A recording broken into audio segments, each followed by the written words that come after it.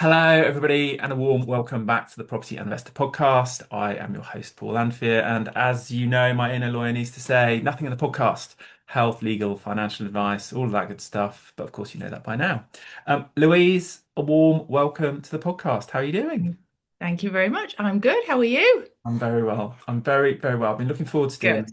this. Um, Absolutely. so people who know you will know that you're, the lover of color and all things interior design and staging. Um, but it is traditional on the podcast to start with your origin story. So, Louise, Okay. how did we find our way here? Tell us a little bit about you. How did we find our way into the world? Well, how did we find our way onto the podcast? I've been in interior design since 2006, so nearly 20 years of interior design joy in my life. And 4 years ago, nearly, I set my own business up and started networking, getting out there, meeting people, because I never did that in my previous role. And I think I was once um, presenting at PIN in Harrogate when I met you. You were there, being very smiley in the audience, I remember it well. and yeah, so I've just kind of networked in Leeds, came to your breakfast, and got a really lovely kind of community of people, partly through you. So that's kind of how I know you and how I am sat here now, I suppose. Very good. So take us back to the young Louise then. So obviously Okay. people know you like for color and design and all of these good things. But like this wasn't your first career either, was it? You had a whole corporate career before embarking upon this. So Yeah, I had a yeah. Sorry, go but on. take us like right back to the beginning. So take us back to the Okay. young Louise then. So Okay. like Got you, was got you. so what were you like at school? What did your parents do? Hmm. How did you come into the world? So my dad was a chartered accountant, and I think financial brains kind of skip a generation, and that did evade me that bit. Not good with numbers, and so his job moved a little bit around. So I was born in Edinburgh. Parents are very Scottish, Mhm. and my mum hated my dad because we'd moved to Buckinghamshire when I was 3. And then we moved up north when I was 9. So we moved around a little bit because of my dad's job. So he was an FD for a company. My mum was a primary school teacher all her life, Mhm. and probably I think she had like 1 day sick. They're both really hard workers, my parents. So that kind of work ethic was definitely instilled into me and my sister. And I was quite reasonably academic at school, ignoring the maths and the science bit, definitely more kind of the arts. But I can't draw, so I never kind of saw myself as creative. I had this really fixed view that creativity meant that you had to be able to draw. And one of my best friends was amazing at art. And comparing myself to him, I was like, I'm not creative. I'll just concentrate more on these more academic subjects. And unfortunately, despite my art teacher saying you need to do GCSE art, I ignored all of that and I just concentrated on, English language and politics and those kinds of subjects. Mhm. Went to uni in Manchester to do business studies at Manny Met, which I was so excited about, and I hated it because this knowing me, Paul, you'll just roll your eyes at this, but I don't think I read the small print because you had to do a language every Friday morning, and I hated languages. And Mhm. so I started, and then I was like, oh my God, I've got to do 3 hours of French every Friday starting at 9 a.m. This is not what I've signed up for. And I just really didn't enjoy the course at all. So my mum and dad being quite traditional, freaked out because I said, I just want to leave. I want to have a think about what I'm going to do. What I hadn't realized was this path that I was going down just wasn't me at all because I'd ignored, Mhm. all the creative side that I should have explored more. Um, and I remember they said, look, here's the prospectus, days before the internet. Here's the prospectus. Go and read that and decide what course you're going to do instead. And there was literally one course that I could find in a panic because it was reading week, so it was October. I had to make a decision or I'd get chucked out and have to, which I kind of was fine with. But anyway, my parents weren't, and I was ever the diligent daughter.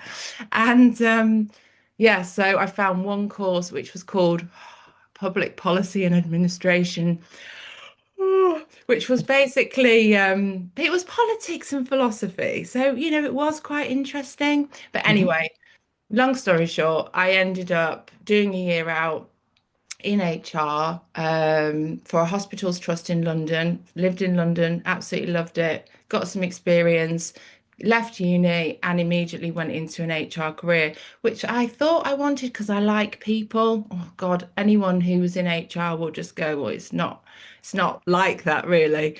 Hmm. And I think I survived for so long on with with that kind of in my mind. But as you progress in HR, it becomes a lot more strategic, a lot more dry, and it just wasn't for me at all. Hmm. So I did a few years there, and then I basically was in a career, was in a new job, which I love the sound of for a marketing company. So it's quite vibrant and exciting. Hmm. But I only lasted a year there because they made my post redundant. But I actually think they did think this woman is hopeless. We need to manage her out. And it was the best thing that could have ever happened, although it was quite traumatic. And I was like 8 weeks pregnant, Oh thinking, my oh my Lord. God, I'm pregnant in a career I hate. And I've got to find a new job and I'm pregnant and it's a career I hate. So yeah, anyway, it all turned out for the better because I'd already discovered interior design and my sort of love for it. And I had a friend who'd set up her show home design practice. Hmm. It was a couple of years old. It was doing really well. I'd already been kind of helping her on the side a little bit with it. And she said, look, I need some help. Come and work for me. And then 16 years later, I was still there. Hmm. Um, so yeah, that's kind of how that happened. And interesting that I took quite a wrong path. And, it was quite a few years into my career and I always used to get that awful Sunday feeling, like I just don't want to go into work. And Yeah, then yeah, as yeah. soon as I started my interior design job, I was like, I have to get into work. I want Mm. to go to work. Oh God, it's the weekend. How annoying. I want to go to work. So it was an amazing kind of change in me and kind of how I felt and my zest for my career, I suppose. That's fabulous. So so in terms of just in the context of that stage, you knew that you'd found a calling It because was like it was like the angels had gone, ah! It was that moment. It was amazing. And if I try and think back as to sort of me and my personality and kind of was there a sign of any of that when I was little? I always so interior design wasn't like a massive thing when I was little and growing up. I mean, it was to some people maybe, but not like it is now in the Instagram days. But obviously, fashion has always been, and I used to love fashion. I used to love buying clothes. I used to spend all my money on clothes. Um, I used to have a wardrobe. My friends would come around and borrow my clothes, or I'd take my clothes around to their house. And I'd be like, why don't you wear this? Why don't you wear that? But the thing is, as much as I kind of loved all of that, it didn't really sort of get me here. Mhm. Whereas interiors, I feel like I love it because it's something that everybody can enjoy, Mhm. whereas fashion is quite egocentric. So I think sort of I was practicing my creativity that way when I was younger. Um, and and then once I discovered interiors, it all made sense. So That's so interesting. I think I've been thinking a lot about purpose recently because I've been talking to people a lot about purpose, and so I think there's a bit of a I think there's a few crises going on in the world. One of them is the crisis of purpose that with how connected we now are with our phones and AI and all the rest of it, that there's a big swathe of the population who are genuinely struggling with purpose, and they're genuinely struggling with like what is the point, of what they're Mm. doing. Um, and clearly, uh, you're not, which is lovely. And what's interesting is I'm a big fan of Tim Ferriss, and I remember years ago hearing this thing that he said, which is if you're struggling for purpose, think about your earliest memories of what it is you just loved as a hobby or a thing. And I have to say, with the greatest respect to Mr. Ferris, who I hold in the highest of esteem, I thought that's nonsense, absolutely nonsense. Because one, I wanted to be a rock star, and then two, it was like, well, what was earlier than the rock star? Like, I loved going on adventures, like on a bike, Okay. and like exploring the woods with my brother and building dens, throwing ourselves off, cliff tops, to and all that stuff. And I suppose, and we'll get onto the retreats later, but I suppose in a way, maybe Tim's right because Yeah, it's now totally. apparently become full circle for Yeah, me, yeah, and yeah. it's making sense. So apologies, Tim, you were right. I should have listened to you You first were time. right all along. You're right. Yeah. I mean, and as an extension of that, I was very lucky. I had a bedroom that was quite large and I changed it around every 3 months or so. I'd get fed up of it and I'd have enough space to be able to completely rearrange it. And I used to feel really different when I'd done that in a really positive way. So yeah, it And is true. that makes a lot of sense, doesn't it? I mean, I remember that as a thing as well, that it is kind of like a cathartic process as Mm, well, that kind of mm, reorganization. definitely. Um, so is it like it's of no surprise to hear that your parents had like an incredible work ethic because that is something that I've really noticed in you is that you just are like one of the world's grafters. Like you just sustain this output and this work. Like what you did like what was it you were telling us the other day? You did Oh, a God. 20-hour day the other day. 23, Paul. 23. You're Yeah, that's not absolutely normal, and it's a bit weird, let's face it. But it worked. It actually all came together. It just so happened that I needed to be in Bristol and London on the same day, and I needed to go to Bristol to do a staging job, and we needed to set off very early yeah. to enable me to get to London to do a presentation in the evening. And then I got the 11:12 train home and rolled into bed at 3 a.m.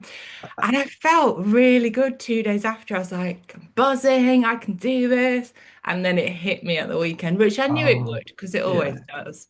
I So yeah. I remember you popping that into the group that we're in, and people just thinking you're absolutely crazy, Louise. But interestingly, I managed a 20-hour a day Ah, okay. fairly recently, but Not quite as good though. well, it's not quite as good. And I was just, visiting a family member, so I was so excited about seeing them. Kind of Oh. got up at like 2 o'clock in the morning and started driving down to see them. Yes, but it did make think of you, and it's clear that like work ethic is Mm. has been instilled, and Yeah, 100%. I mean, you know what? Teachers get a bad rap, but my mum used to come home after already planning her classroom, and then she'd have like this room at home which was just covered in all her sort of lesson planning stuff. And she'd then continue to do that. So I see firsthand, and that was probably in the better days of teaching. It's even worse now, I think. 100%. Um, Well, my parents were teachers, and like as far as I could tell, it was like never-ending work. yeah, Like I don't yeah, actually yeah, remember them ever not working at home. yeah, totally.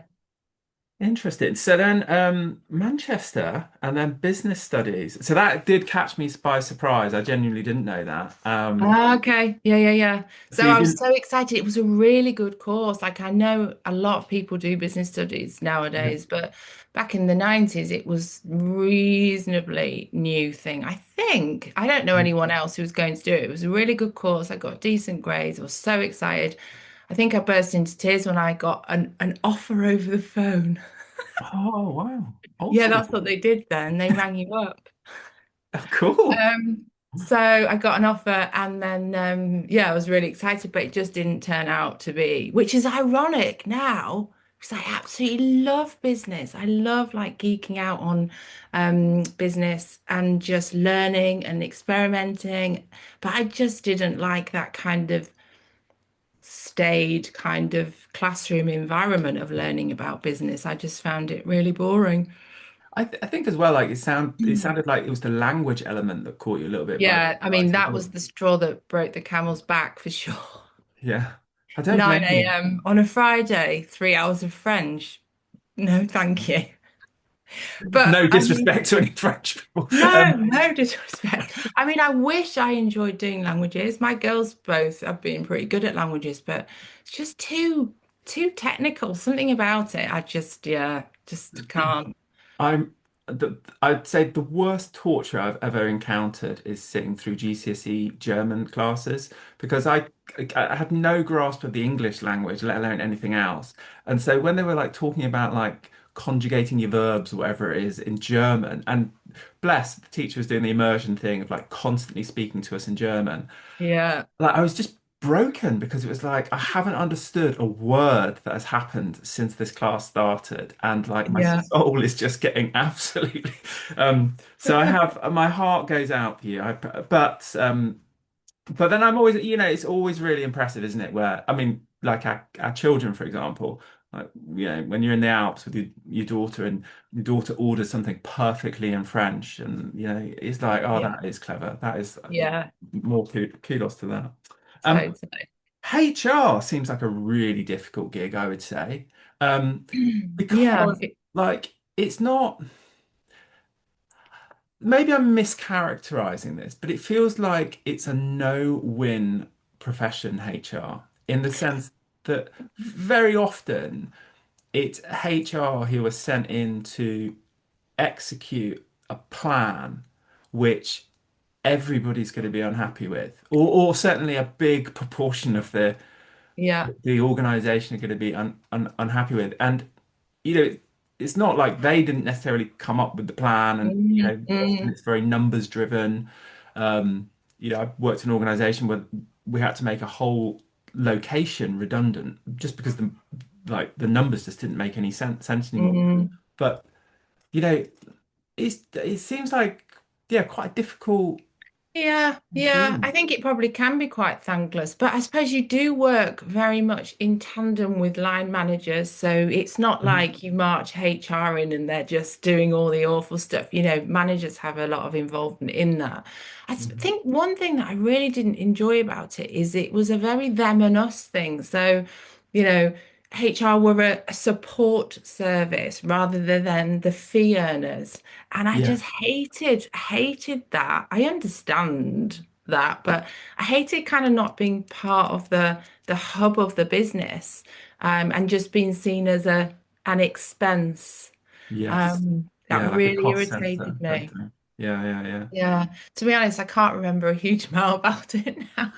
But I mean, I think I enjoyed the early days, and I actually enjoyed um like I did a lot of disciplinaries and things like that, but it wasn't always a negative thing. But I really enjoyed the people side of that, and I think I was quite good at that. But then as Mhm. soon as it got to sort of the drier stuff, I just didn't enjoy it at all. Which again is a little bit ironic because in my business I really enjoy strategy and all of that. I probably wouldn't call it that, but I Mhm. enjoy, the business side of things and figuring out what works and what doesn't. But yeah, just I really didn't like that kind of you are a support and you're a non-fee earner, and Mhm. it's a them and us kind of feeling. It wound me up. I can Wrongly understand that. maybe, but it wound me up. I didn't like it. I can definitely understand that. I've been reflecting on this thing recently, which is strange, when like years after an event, you get an echo of it and you start thinking about it more. Like this, I've got this recent revelation that I actually really loved studying the law. Like I loved it, like I just loved reading these cases and understanding how they fit together, and the really odd and interesting things that happen in the law.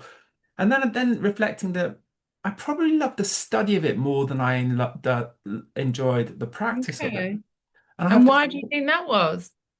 I think, um,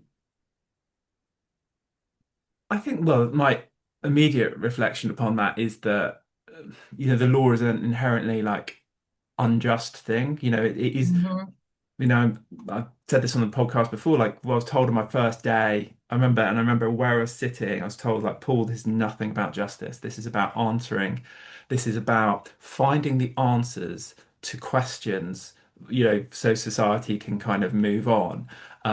You have to get rid of any concept of justice. Um, Oh, wow. yeah, and I found that so jarring. Yeah. And it was definitely true. It's like, when people say to me, like, the government's going to introduce something, and people say to me, "Oh, it won't come in," and it's like, I suspect it will. And then we're like, "Well, it won't come in, and it would be unfair for it to operate in this way." It's like, well, that's probably the way it will operate then, because, Then, like, yeah. it is God's law. Um, I was Depressing. fascinated about the being made redundant whilst pregnant in a career. Mhm. Yeah, yes, yes. That was a quite tricky situation. To be fair to them, they didn't know I was pregnant. I mean, I barely knew. Right. Okay. Um, so there was no unjustness there, but it was just that feeling of, oh my God, despair. Um, because at some point people would realize I was pregnant. What if I was still looking for a job? And then I would be having to pretend that it was a career that A, I was good at, and B, I enjoyed in Yeah. order to get a new job. I remember just thinking, I'm not good at this, and this is just such an awful feeling to go into a job every day that I don't feel I'm good at. I'm not excelling. Like the Yeah. disappointment of that is really awful. And I could see that my husband was doing really well in his career, and he was excelling and kind of moving through the ranks and I just thought, there's a little something here. There's something else there for me, but how the hell do I find it? And then I had that feeling kind of fast forward to sort of being in my job for 15, 16 years, doing all the jobs within that business because it was only a small business, Mhm. learning my craft in Mhm. interior design, and then hitting a wall and feeling like I couldn't learn anymore and it wasn't my business. And so there was only so much that I could do. Mhm. Um, and then feeling slightly despairing again. What am I going to do now? I'm too old to start my own business. There's too many people out there doing. Yeah, I did have these feelings. There's too many people out there doing it already. There's not room for me.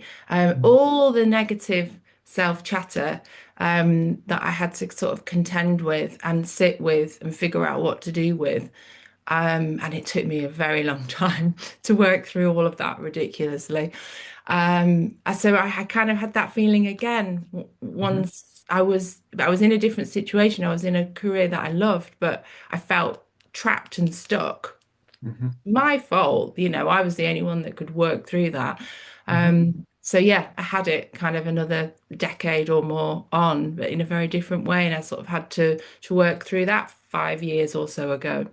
See, that's really fascinating. I think there will be people listening and watching the podcast who that will really resonate with, because there's Well, some really key things in there. One, that feeling of stuckness, mm, and almost a feeling of being trapped. mm, I mean, I've spoken to entrepreneurs who feel trapped in their own businesses. Uh, mm. and it's like, how did I get into this? And is this really what I want to be doing? And now I'm too far in. How could I ever get out?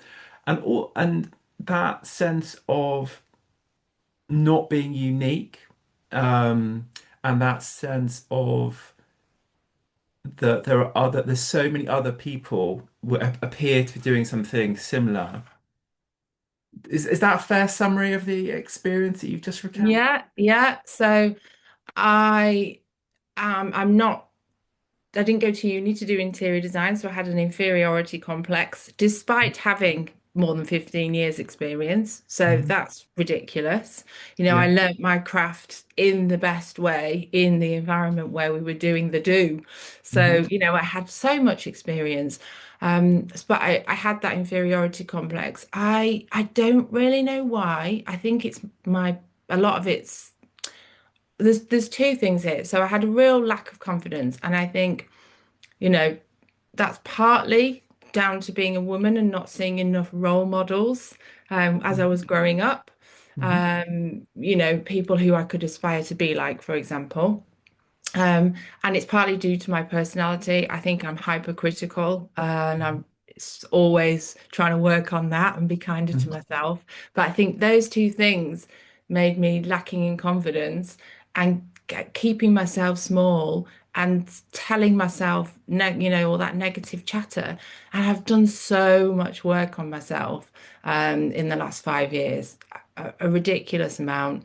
And it's all good. I mean, I'm still a work in progress, aren't we all? Hmm. But I think at some point for me, the frustration with my situation. So, cut long story short, I'd done everything I could do in my role. I would try to make myself indispensable. I thought I can see other people who are working for businesses who are being made partners. Hmm. So that's going to happen for me. I'm really integral to the business. In many ways, I'm making a lot of decisions, Hmm. although it's not my business. And it wasn't my business. And the business owner was like, well, that's just not something that's ever going to happen, which is completely fair enough. But I kind of had thought that it might. And so I just, yeah, felt very, very stuck, didn't know what to do, kept on banging, trying to bang down a door that was never going to it was never going to happen. Hmm. And so I had to make a decision. And in the end, the frustration with my situation, the boredom of my situation, frustration with me became greater than the fear of doing something. So in the end, thank God, because I mean, honestly, ridiculous how long that took me to make that decision. In the end, I did something. So yay. Good on you. And And yeah, sorry, go on. eventually it built up to such degree that you had that leverage that would just kind of push you over the edge. But again, I think people listening to the podcast can relate to that. I think a lot of people will recognize that in themselves. And, it's that quality I think of being, a good human being is that we kind of expect the best of people, and we kind of we're always looking for the best outcome, um, just because that's a quality of human nature, isn't it? You kind of you always assume that people have your best interests at heart and that kind of thing, and that it's always a bit just kind of shocking when you're face to face with reality that doesn't match that perception, and that can take a while to kind of recover from and think, well, actually, like the world isn't the way that I thought it was. But kudos to you, you kind of made the big leap. So bring us up to like the here and now. So like to tell us a little bit about your ecosystem now. Mm. So yeah, so when I did leave my job, I was used to working in a big design studio, and we used to go into work every day, and there were, tens of hundreds of books in there, design books, and that's sort of what I envisaged for myself. And this is going to sound really cheesy, but the part of the frustration that I had with myself is I knew that I should be running my own business. I knew I was really capable, and it's kind of what I was meant to do, despite hating business studies and all of that. Hmm. I knew it. I just couldn't seem to make it happen. So anyway, when eventually I did set it up, I sort of had this vision that I would do the same, maybe a few months in, I'd start getting work, and then I'd have a design studio, and then I'd go into work and I'd wear a caftan. I'm joking. I'd float around. I am joking.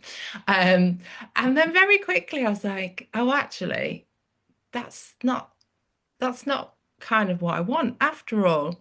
So my ecosystem is that I subcontract out work. So I've got freelancers who work for me. I've got a couple of VAs. I've got a bookkeeper.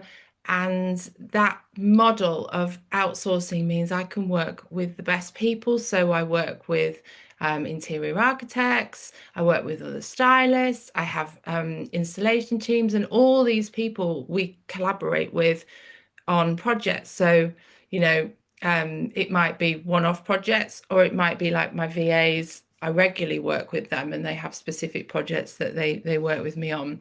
And it all, I've got a really amazing support network. I've got coaches, you being one of them. I've got another coach who's been with me since the very beginning. So I've got like, there's probably 12, 15 of us, Hmm.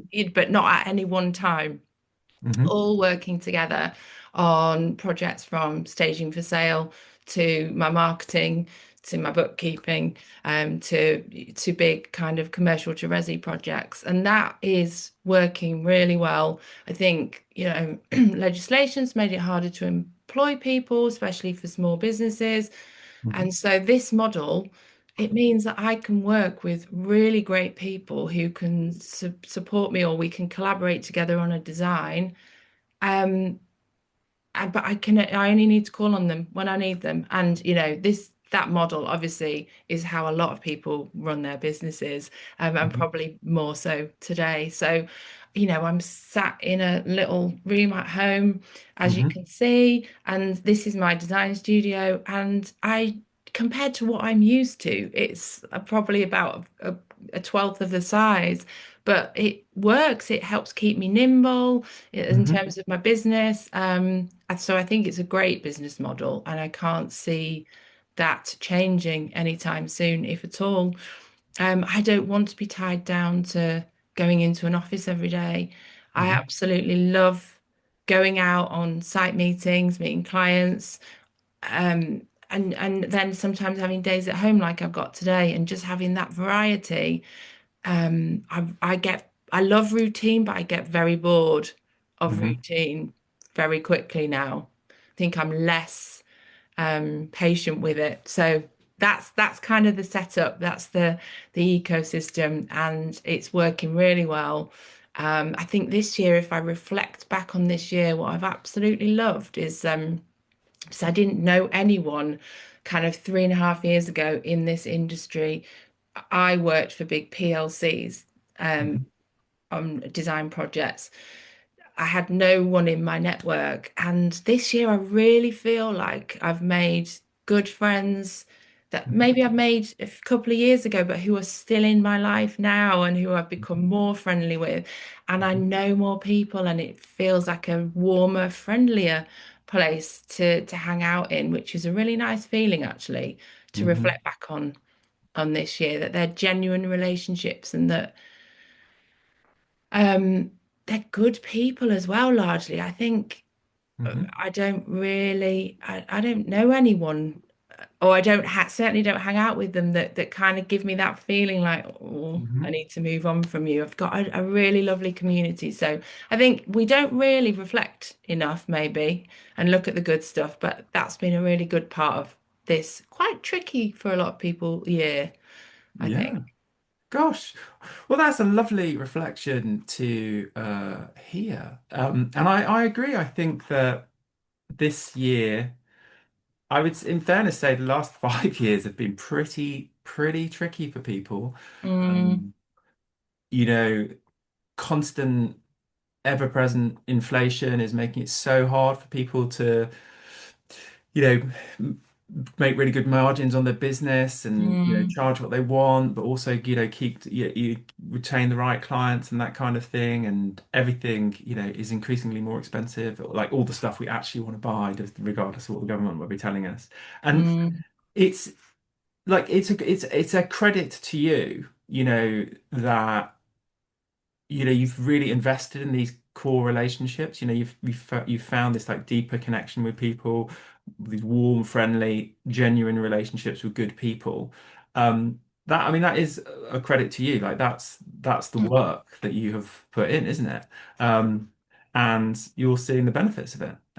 And your business model, this collaborative business model, necessarily I'm going to say this, obviously, but I think that is the best model. Like the mhm, collaborative lifestyle business, low overheads, mhm, um, No one needs a Range Rover unless they really need a Range Rover. Like nobody needs the Range Rover and the office. Yeah, Like yeah. it's dead Mm, overhead. And it's like, well, mm, what value? I think about it, apologies in advance to all the letting agents. But I think like what benefit is it to your client that you have a shop window where nobody comes anymore? Like it's just dead space. So mm. where you're passing that on that cost through to your client, Yeah, what benefit are they getting from it? But then again, a couple of my friends have got an amazing I won't call them out on the podcast, but they've got the amazing office. They have a lot of jealousy. It's like all red brick and it's very cool and they're very cool and they don't wear shoes in the office and all that business. but is Anyway, that what it's about? Is it an ego thing, you know? well, in their particular case, it's just You cool. you've got it right, okay. I Yeah, was gonna say you've got to say that. I've got a lot of envy on that list. Okay, fair enough. Okay, so we've talked ecosystems. And I think also just on that, if you employ someone, potentially you're not employing the best person. Whereas if you collaborate with people, you can collaborate with really great people, and you can keep your prices very competitive, but work with the best. So I think that's really key as well.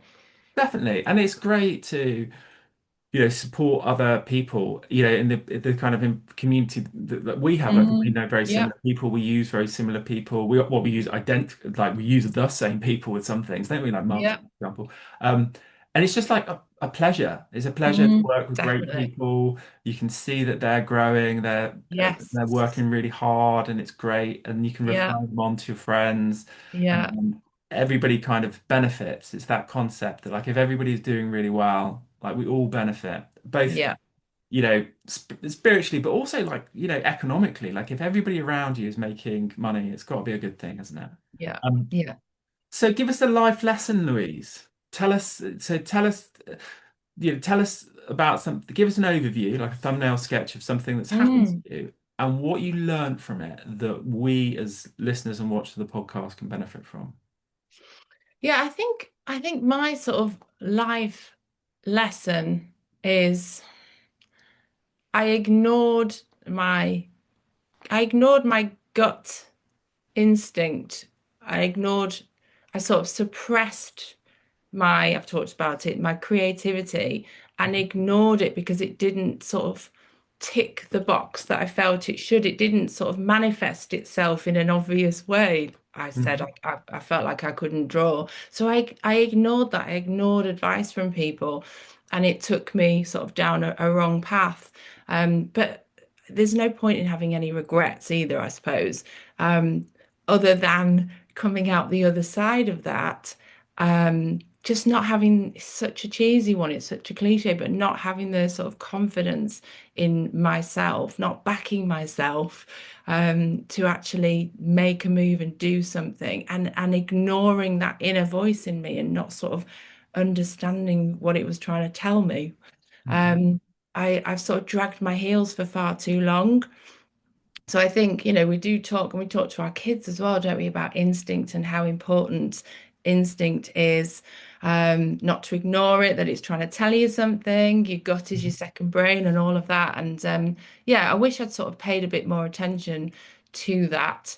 But like I say, no regrets. And I'm loving the kind of journey that I'm on, learning about more about myself and learning about business and getting out there and exploring and being curious. I think curiosity is really underrated. Like, I want to be working when I'm 90. I want to keep learning. I want to keep growing and developing and exploring and testing and experimenting. Um, and I'm actually really excited in a way that I did find this sort of later on in my life because I'm not burnt out or bored. Mhm. I kind of feel like I'm really looking forward to seeing where this is taking me. So I don't know if that's a life lesson or just my ramblings. No, Um, it's definitely a life lesson. And but it's but curiosity. Right, so hang on, I've written them down because I knew I wouldn't remember when I'm on the spot, and they're fairly new to me. But I've got five values that I've just created okay. about a month ago. Do it. I mean, it's sort of when you've got a new business and you think about your values, often you come up with really boring ones that everyone comes up with. Yeah. So, kind of nearly 4 years on, I feel like I've hit upon them and they sound like ChatGPT's written them for me because they all start with a C. Oh, And that's you know, you're nice. like, oh, can you create me five values that Yeah. all start with the same letter? I absolutely swear that is not the case and that I just created them and they all happen to be with a Okay, C. come on, far away. Let's have So them. they're courage. Yeah. So courage, obviously, I've talked to you about my lack of confidence and how I've really had to push through that. And that also sort of feeds nicely into design work because I think often I am trying to get my clients to just step outside their comfort zone, trust me a little bit with something that I'm doing, for example. I Mhm. like working a lot with color and pattern and that's how I was trained and that's what I love. And some people just are a little bit scared by that, maybe. So it kind of ties in nicely. Collaboration, I mean, that's an obvious one, but I do feel like I'm such a team player. Talked Mhm. about sort of my ecosystem and my developer clients. We're all part of one team, and that's just so important. And my favorite clients are really reasonable, decent people who want to be part, we are all part of a team. So that's massive. And I want to find more clients like that. Creativity, obviously.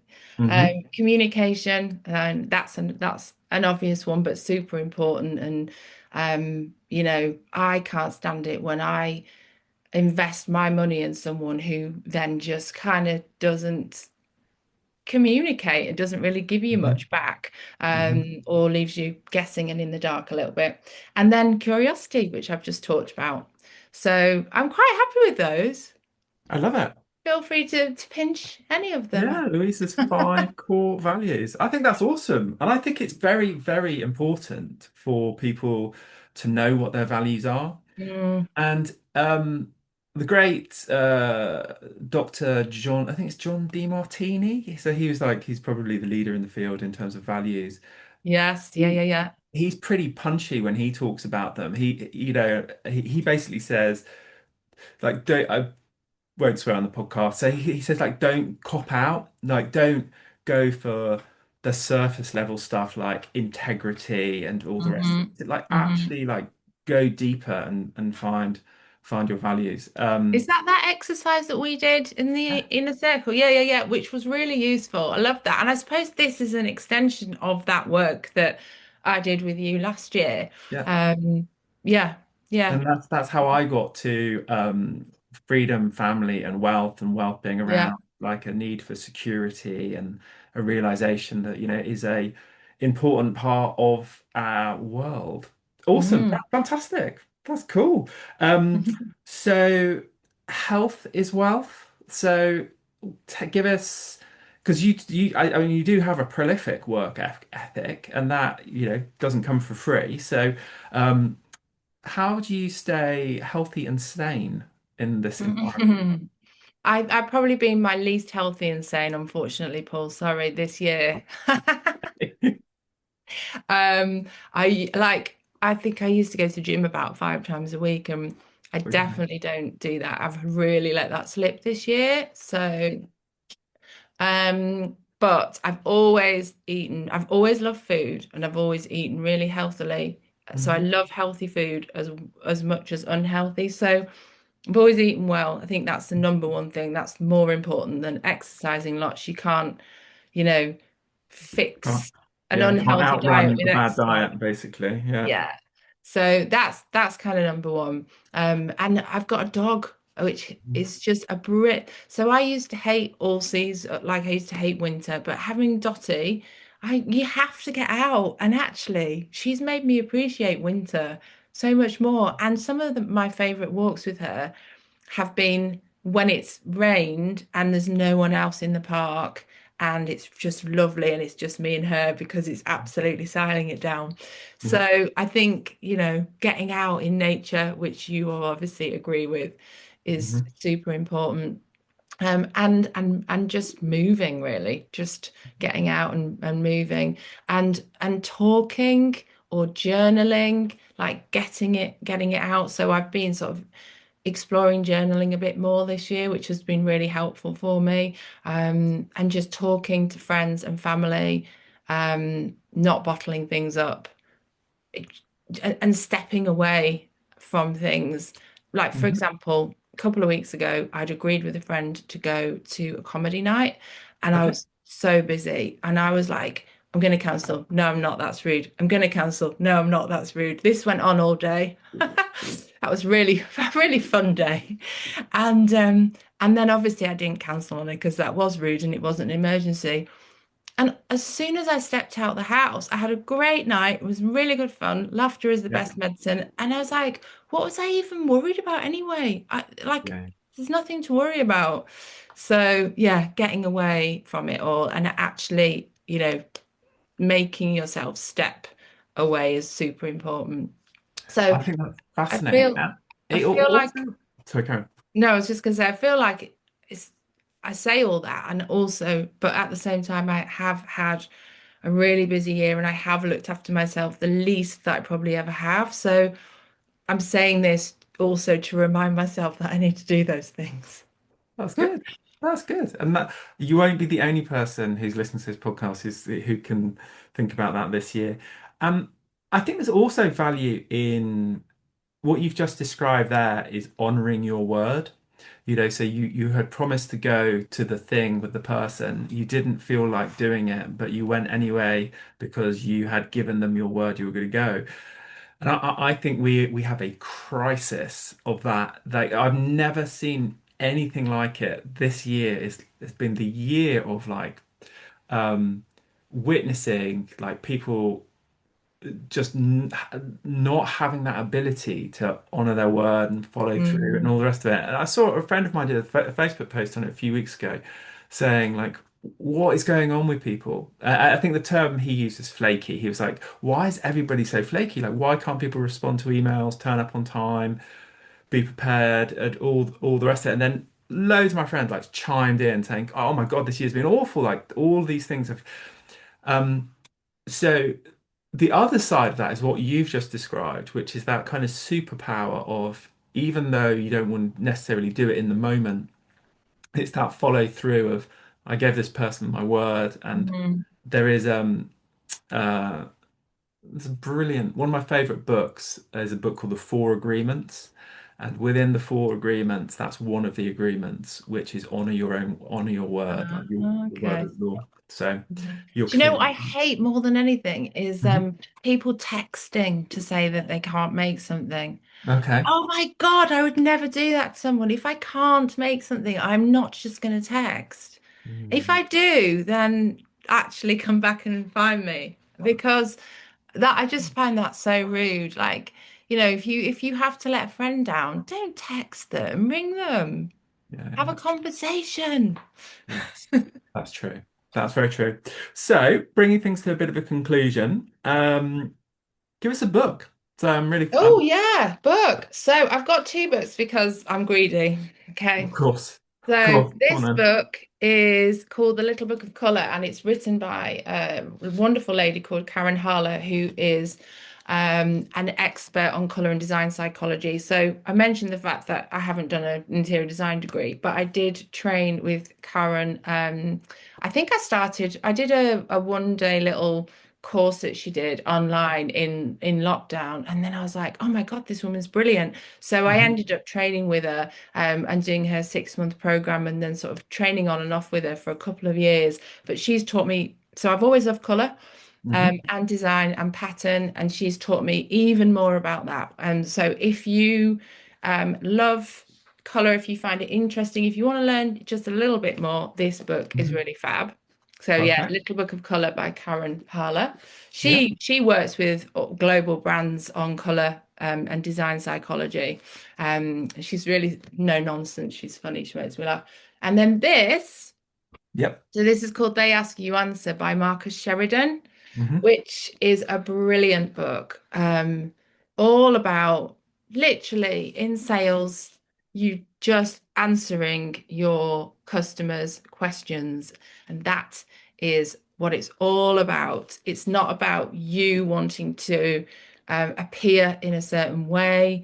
Mhm. It's about answering honestly and truthfully all their problems, all their issues, all their concerns, all their worries, so that they can make an informed decision about whether or not your product or service is right for them.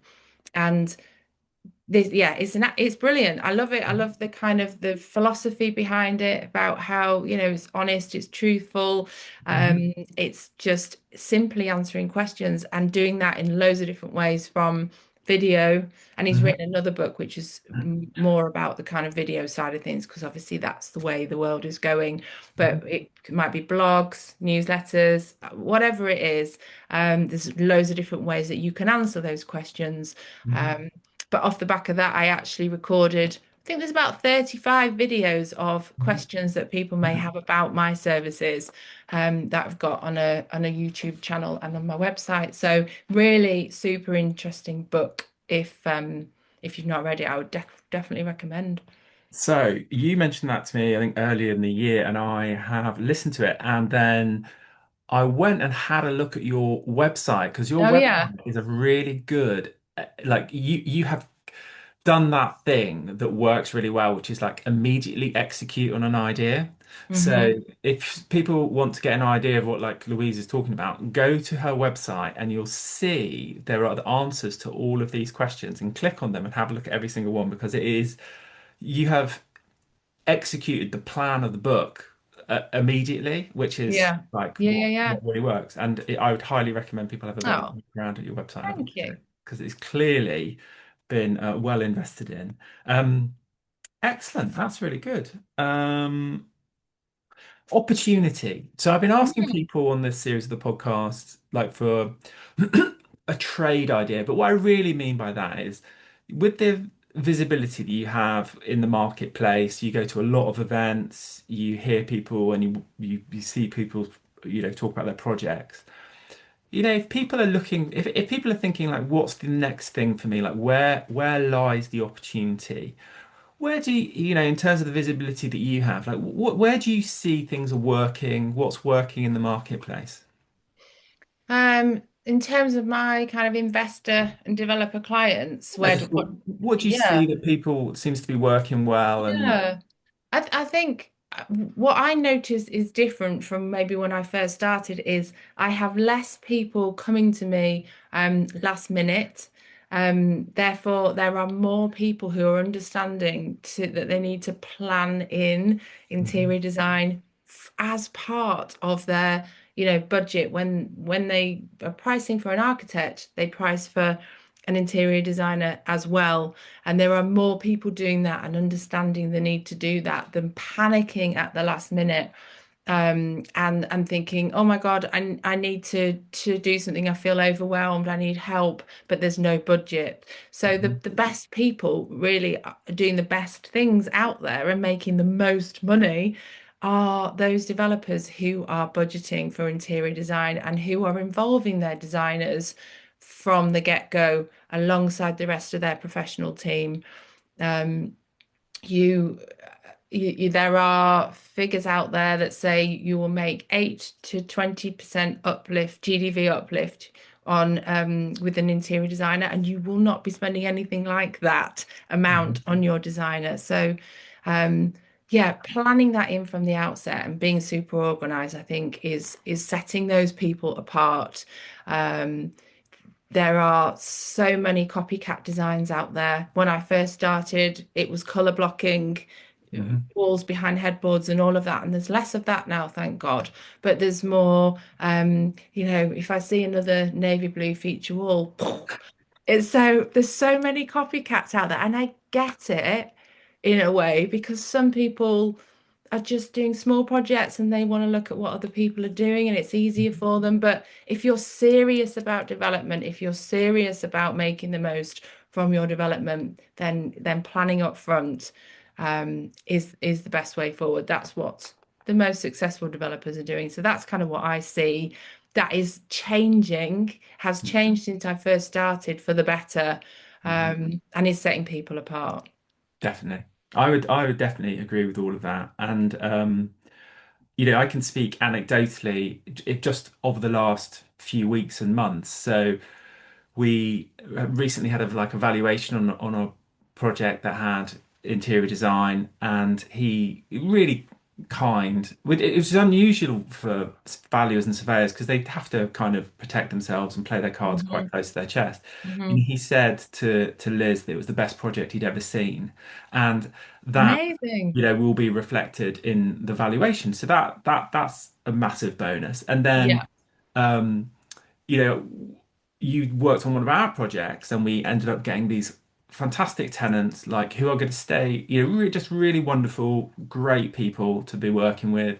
They're going to stay for a long time. They absolutely love the design. Oh, There's brilliant. and the rents work for them, it work for us as well, so it's commercially Yeah. viable. And uh, um, so I would agree with those comments. And I suppose from to offer like a client perspective is I think it just makes sense to kind of, I suppose this is a personal perspective, but unleash the creativity.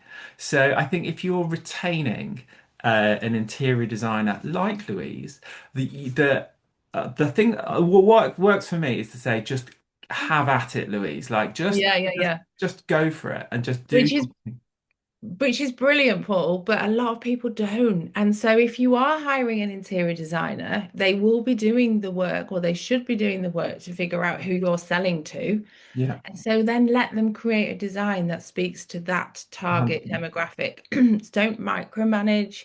Don't don't get involved in what you like personally, because that's irrelevant. And I do talk a lot about that when I'm talking on the speaker circuit. People get so caught up in what they like, Yeah. and they can really kind of hinder a design.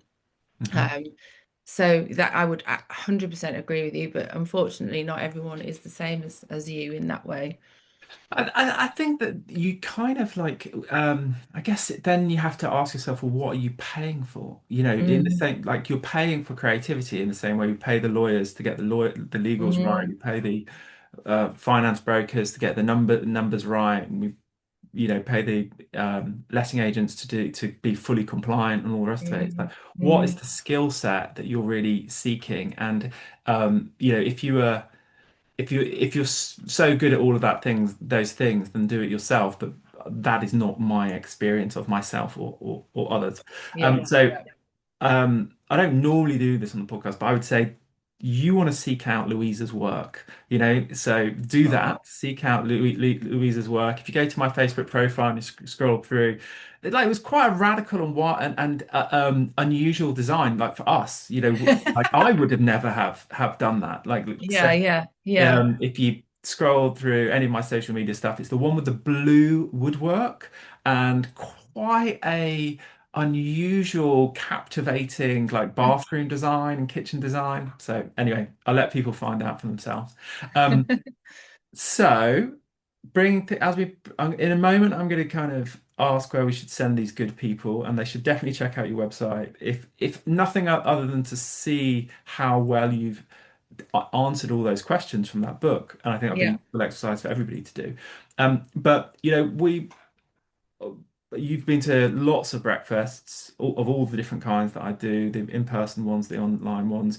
You've done inner circle, which is like the 12 months building a lifestyle business, and you have been on multiple retreats. So for people thinking about like they've never met me, they don't know. It's like, what would you say to somebody thinking about exploring any of those things? mm. So I think everybody would agree who comes to your events that it's all about community and good people, and feeling part of something really special, where there are just less egos strutting around. I think it's a warm, friendly environment of people doing really good stuff. So it's not just warm and fluffy. There's great people in there doing all sorts of amazing things in property, but it is also a community of decent people, and that's what keeps people going back to your events. And obviously, that comes from you, Paul. People keep coming back because they enjoy that environment, and also your breakfasts are quite a unique networking experience. There aren't any others out there in the format of it. Mhm. And I won't kind of go into too much on that now or spoil it for someone who's intrigued. But that's nice. It's different. It's in the morning. I don't do morning networking, so I do make an exception for you. And then the retreats, again, it's a similar thing. It's working on your business and all that important stuff, but in a really fun environment. And also, I've really pushed myself out of my comfort zone, doing physical adventure challenges like surfing that I've never done before. Mhm. And also with a group who have surfed before. So I feel like, you know, the idiot of the group, but it doesn't really matter, does it? So I think just yeah, being led by you and your warmth and the people who then gravitate towards you make all these things really special.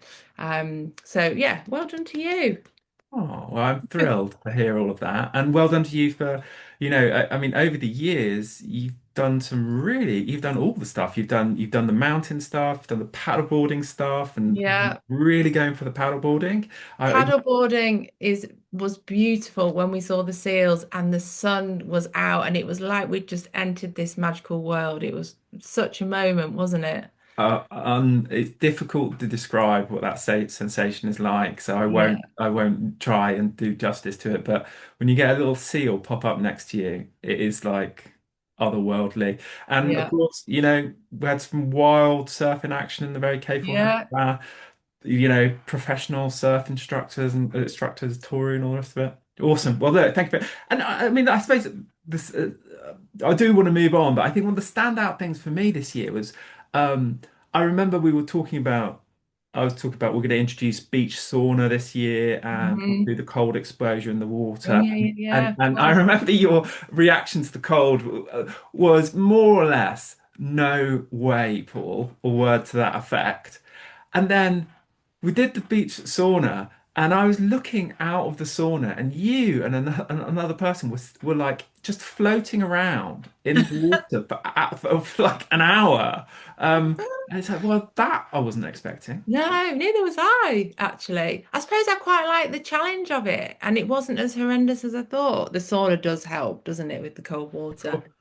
See, I have this kind of secret belief, which I'm noticing evidence for, which is that secretly, adults want to be pushed in the way that kids thrive on being pushed a little bit. Ah, That just like okay. taken to that point of being stretched, like obviously Yeah, safe, like you yeah, never yeah, want yeah, anyone to be frightened, but stretching people so they can kind of explore their own boundaries because people yeah, often are very much more courageous than they believe they are. And it's almost like giving them permission to kind of reconnect with that childlike thing of like they are an adventurer, yes. they don't have to pretend to be a grown-up all the time.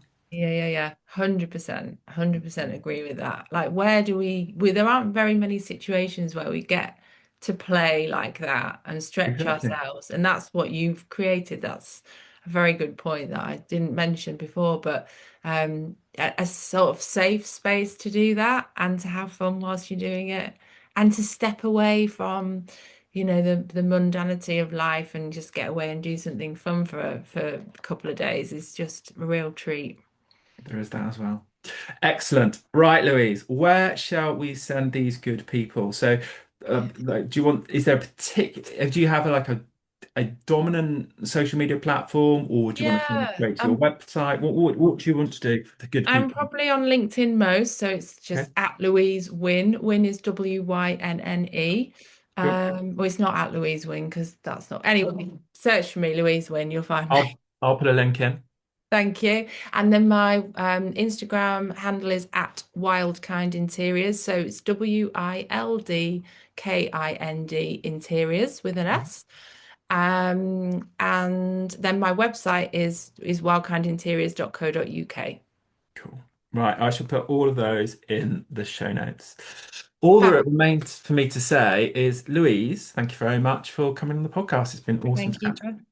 for, oh, thank you for asking me. It's been fun. It's a pleasure. So, ladies and gentlemen, there you have it. Another property and investor podcast. We've got lots of interesting guests coming up over the next few weeks. If you have enjoyed the podcast, which I really hope you have, and I'm sure you have, please do subscribe to the podcast, like the podcast, comment on the podcast because it's pretty much essential for all the algorithms, particularly for YouTube and the rest of it. So, if you could do that, I would be very much appreciated. Share it with a friend. And yeah, look forward to speaking to you on another podcast. In the meantime, look after yourselves. Take care. See you soon.